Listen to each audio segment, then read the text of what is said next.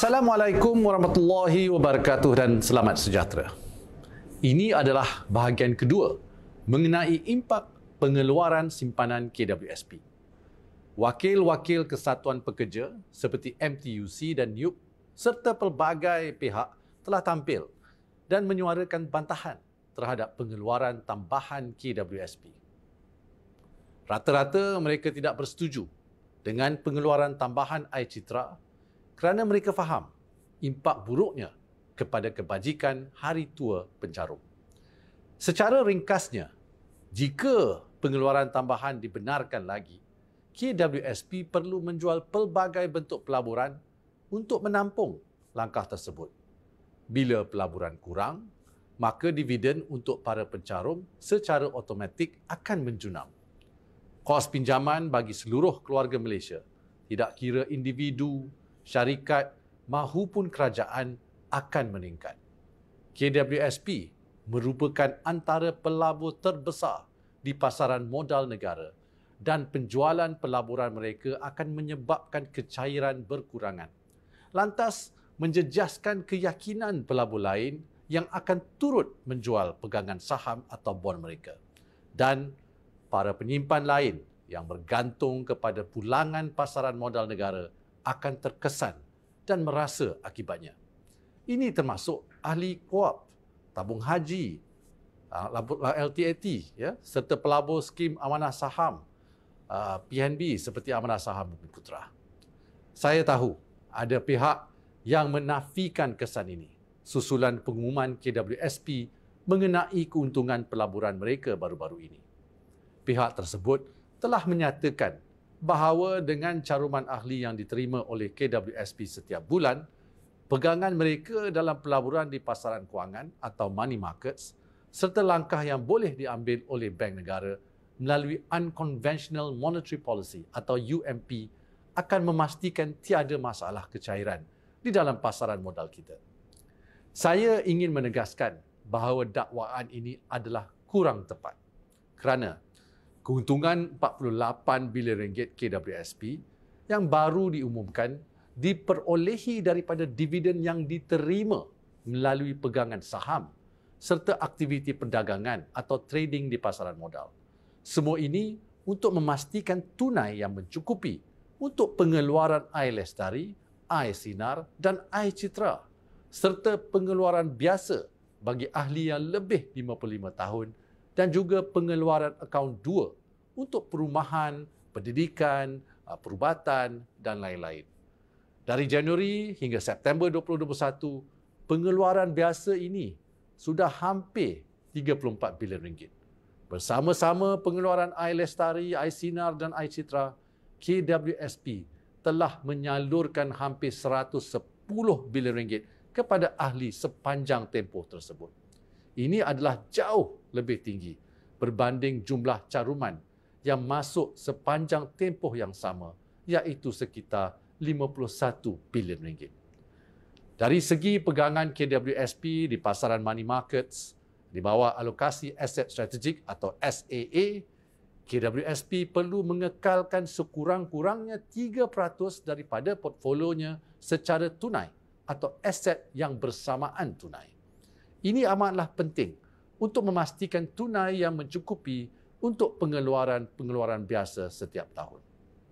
Berkenaan dasar monetary bukan konvensional atau UMP, negara-negara maju mengambil pendekatan tersebut apabila kadar faedah sudah pun di tahap sifar atau menghampiri 0%.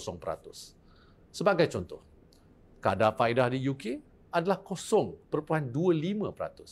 manakala US pula adalah 0.125%. Di Jepun pula, kadar faedah adalah negatif 0.1%. Oleh itu, bank pusat di negara-negara tersebut tiada pilihan lain selain melaksanakan UMP untuk mengurangkan lagi kadar pembiayaan di waktu kemelesetan ekonomi dan memastikan kecairan yang mencukupi bagi pasaran modal mereka. Kalau sudah 0%, apa lagi cara yang boleh diambil, kan? Alhamdulillah, di Malaysia, kadar faedah ini adalah 1.75%, iaitu tahap yang dianggap sesuai oleh Bank Negara berdasarkan keadaan ekonomi semasa. Sekiranya perlu, mereka masih boleh menurunkan kadar ini melalui pelbagai cara dan dasar monetary dan bukannya menggunakan konsep UMP. Sekiranya Bank Negara melaksanakan UMP sekarang, iaitu di kala ekonomi sedang memulih, ini perlu diimbangi dengan peningkatan kadar faedah untuk mengelakkan kenaikan harga barang atau inflasi yang mendadak. Apabila ini berlaku, kos pinjaman untuk seluruh keluarga Malaysia akan naik. Tidak kira pinjaman rumah, kereta atau perniagaan. Bila ini berlaku, bayaran bulanan akan naik. Kenaikan kadar faedah inikah yang mereka perjuangkan untuk rakyat.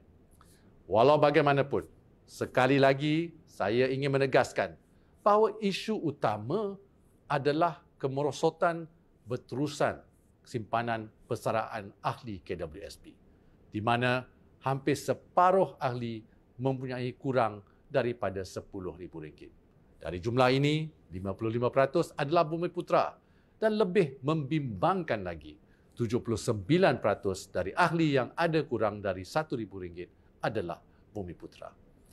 Pengeluaran tambahan sebanyak RM10,000 akan menyebabkan lebih ramai ahli yang perlu bersara di bawah paras garis kemiskinan ataupun PGK dan menyebabkan beban yang besar kepada seluruh keluarga Malaysia di masa depan, terutamanya jika kegawatan ekonomi berlaku. Saya ingin jamin bahawa kerajaan peka tentang masalah rakyat dan pelbagai pendekatan diusahakan untuk memelihara kebajikan semua, terutamanya golongan B40 dan M40. Sebagai contoh, di bawah bantuan banjir, kerajaan telah memperuntukkan lebih RM1.4 bilion untuk membantu mereka yang terjejas.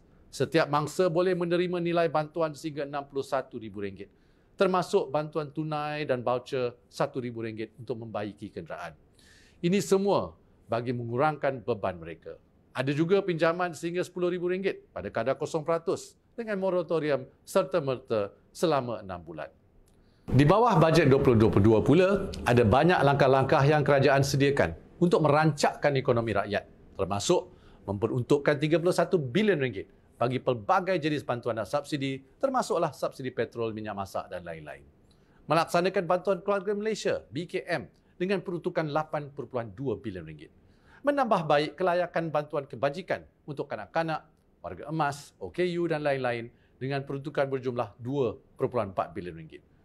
Memperuntukkan RM40 bilion bagi inisiatif semarak niaga dalam membantu segala jenis perniagaan untuk bangkit semula dan banyak lagi geran-geran pinjaman mudah. Melangkah ke hadapan, kerajaan akan terus mencari penyelesaian jangka sederhana dan panjang demi kesejahteraan dan ketahanan keluarga Malaysia. InsyaAllah, dengan kerjasama semua pihak, kita akan mampu membina semula kehidupan, terutamanya akibat pandemik COVID-19 dan bencana banjir baru-baru ini. Wabillahi taufiq wal hidayah. Wassalamualaikum warahmatullahi wabarakatuh.